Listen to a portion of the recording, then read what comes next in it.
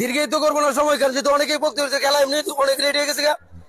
আমি বিশেষ করে মালিক দিয়ে যারা আছো, তোমরা কথা শোনো, কথা শোনো। এরা হলো আমাদের জন্য মেহমান, কারণ এই মাঠে দীর্ঘদিন আমার সাইডে যারা দাঁড়ায় আছে এরা অনেক, আমি আমার ফ্যামিলি নিয়ে এখানে রয়েছি দীর্ঘ 9 বছর একটা না। যারা আজকে খেলতেছো এর জন্ম হয়েছে না যে সময় আমি এই মাঠে ঢাকা থেকে আইছি, ফার্স্ট এই মাঠে প্র্যাকটিস ধরি। আমি বিশেষ করে আমার যে পোলাপান আছে যারা, এরে বলবো তোমরা সুন্দর একটা খেলা উপহার দিবা, দর্শকদের দেখে বুঝে যে না কাজল চারের ছেলেরা ভালো খেলছে। এইটাই, এক টিম হারবো এক টিম জিতো, 2 টিম। আর রেফারির সম্বন্ধে কিছু বলবো না, কারণ রাকিব আমার অত্যন্ত একবারে কাছের ছেলে, কারণ বাংলাদেশ ফুটবল ফেডারেশন লাইসেন্স ভুক্ত একজন রেফারি। এখানে কোনো আর কোনো বেশি কোনো কথা চলবে না। রেফারি রাইটসম্যান যেটা ডিসিশন দিব এটা ফাইনালি, এখানে আর কোনো আগ্রহমেন্ট চলবে না। এই বলে আমি আমার কথা শেষ করলাম। আসসালামু আলাইকুম। আলোচনা করার জন্য আমি বিশেষ অধিনায়ক ছাড়া আর কেউ রেফারির সাথে যাতে কোনো তর্ক বিতর্কে না জড়া, রেফারি যে ডিসিশন দিতে মানে ইচ্ছা এটাই দিব। আচ্ছা আমি বলি, ফুটবল ল অনুযায়ী খেলা হবে। আর আপনারা আশা করি ক্যাপ্টেন আবেদন করবেন সুন্দরভাবে, মার্জিতভাবে, এবং আপনার টিম আপনারা কন্ট্রোল করবেন। যদি আমার কোনো ভুল হয়ে থাকে আপনি এসে আবেদন করতেই পারেন, কোনো সমস্যা নেই, আমার এতে কোনো সমস্যা নেই।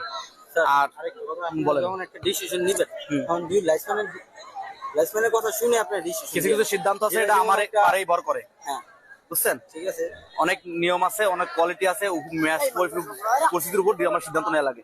ম্যাচের সুন্দর সাথে এনে খেজুর গাছ আছে আর 50 টাকা আছে। আপনি কে বলবেন? খেজুর গাছ। আপনি উইন সাইড নাকি 30-30 খেলা হবে। যদি গোল শূন্য ড্র থাকে কোনো অ্যাডেড টাইম হবে না, সরাসরি টাই ব্রেকার হবে। স্যার একটা কথা বলার ছিল। অবশ্যই বলেন। এই আপনি ব্যাক পাসে কি হয়? Back pass indirect free kick. Indirect free kick, back পাসে ইনডাইরেক্ট ফ্রি কিক। হ্যাঁ, গোলকিপারে বলে দিয়ে না। শহীদ আশা স্মৃতি সংসদ কর্তৃক আয়োজিত ফ্রিজ কাপ ফুটবল টুর্নামেন্ট 2025 আজকের টুর্নামেন্টের কোয়ার্টার ফাইনালের চতুর্থ ম্যাচের কোয়ার্টার ফাইনালে মুখোমুখি হতে চলেছে দুটি শক্তিশালী দল, মানিকদি শহীদ আশা স্মৃতি সংসদ বনাম ডুমডাকান্দা ফুটবল একাদশ। আমি দুই দলের প্রতি বিশেষভাবে আমার একটা অনুরোধ থাকবে, আমরা প্রত্যেকটি খেলা বাইরে থেকে আগত প্রত্যেকটি খেলা আমরা রেফারির সিদ্ধান্তে লাইসেন্স নিতে বাবু লাইসেন্সধারী রেফারি দ্বারা আমরা পরিচালনা করে থাকি।